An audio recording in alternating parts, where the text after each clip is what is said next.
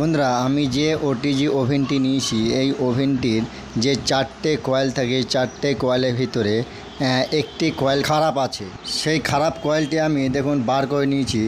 আর এই যে কয়েলটি দেখতে পাচ্ছেন, আমি যেখানে হাত দিচ্ছি, এই কয়েলটি সিরিজ করা আছে। মানে এই 4টে যে কয়েল থাকে, 4টে কয়েলের দুটো দুটো করে সিরিজ থাকে। আমি এই 4টে কয়েলের ভিতরে আমি 3টে কয়েল সিরিজ করি। নিচ থেকে আমি একটি কয়েল খুলে নিচ্ছি। দেখুন, এই কয়েলটি আমি চেক করব আগে এই কয়েলটি ঠিক আছে কিনা। আশা করি এই কয়েলটি ঠিক আছে। সিরিজ কর্ড দিয়ে আমি এই কয়েলের দুই সাইডে ঠেকাবো, দেখবো এই কয়েলটি ঠিক আছে কিনা।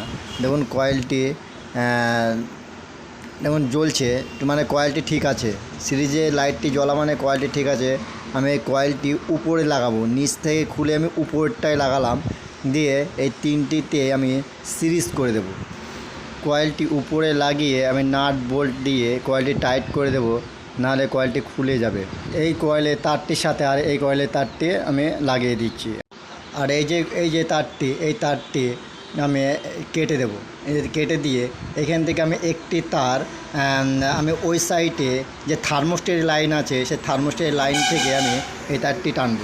এই ওটিজি ওভেনে থার্মোস্টেট, ম্যাগনেটর আর এই যে সেন্সরটি আছে, এই সেন্সরটি সবগুলি সিরিজ লাইন করেছি।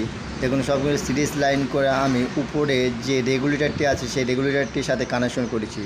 আর এই যে থার্মোস্টেটটি তারের সাথে আমি যে হলুদ তারটি লাগাচ্ছি, স্লিপিং টেপ আমি এতে পরে নিচ্ছি।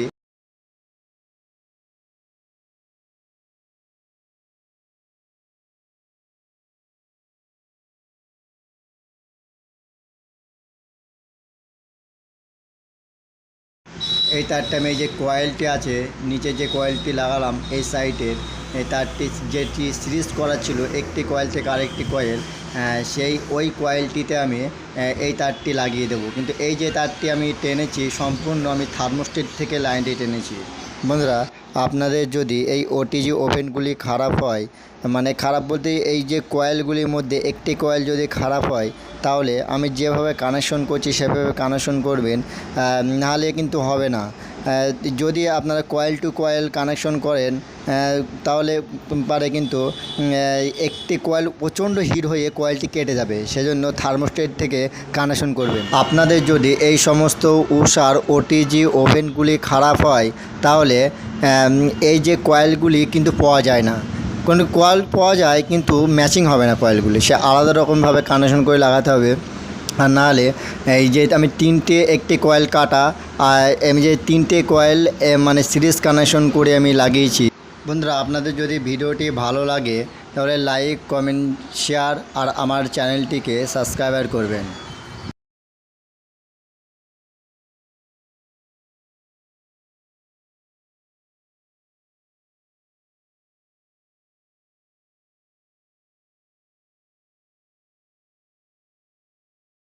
দুশো 20 ভোল্ট লাইন দিয়ে চেক করছি যে কয়েলগুলি ঠিকঠাক লাগানো হলো কি না।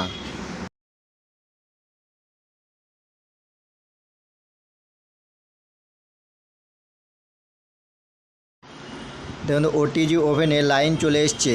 এখন আমি কয়েলে লাইন দিয়ে দেখবো যে কয়েলগুলি হিট হচ্ছে কিনা। আমি রেগুলেটর মোড়া দিয়ে ভোল্টেজটি বাড়িয়েছি। দেখুন, এখন কয়েলগুলি হিট হচ্ছে।